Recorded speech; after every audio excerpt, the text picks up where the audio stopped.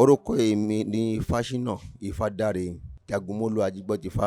Nígbà Ọ̀rúnmìlà ti sọ, nígbà gbogbo nǹkan bẹ̀rẹ̀ sí rújú, ó ní òun lọ o, ó ní ẹni tẹ́ ẹ bá rí kẹ́ ẹ pè ní baba.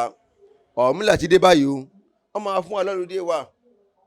Mo nígbà pé àwọn oníṣẹ̀ṣe máa gba ọlùdé bọ́jẹ́ fún ẹlẹ́sìn kírísítẹ́nì tí wọ́n fún wọn lọ́lùdé, ẹlẹ́sìn Islam fún wọn lọ́lùdé, ìjọ Father Day, Mother Day, gbogbo ọ̀nà fún lọ́lùdé. Dandan náà gbọ́dọ̀ fún wa lọ́lùdé kí ìlú yìí kó lè tòrò, kó lè tùbà, kó lè tùṣẹ́. Lóòótọ́ ni èṣù kì í ṣe Sátánì.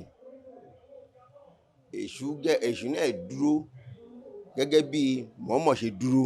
Ọ̀rúnmìlà dúró, Mọ̀ọ́mọ̀ náà dúró. Ogun náà ló kú bá ṣe wà nísìn. Àjọ̀nú kan làwa náà fúnra wa.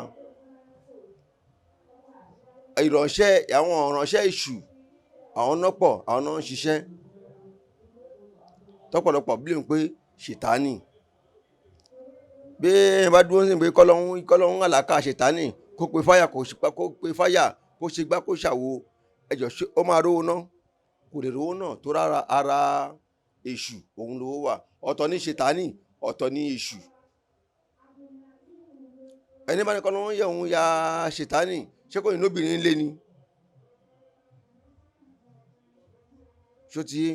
So ó yà àwọn oníkálukú sẹ́ni tó ní iṣẹ́ gẹ́gẹ́ bí mo ṣe wà ní sí mo náà ọmọ ọṣẹ́ táwọn náà dúró ẹ̀yà oníkálukú Ọlọ́run yà lọ́tọ̀ọ̀tọ̀, èṣù dúró lọ́tọ̀, Ṣètánì dúró lọ́tọ̀.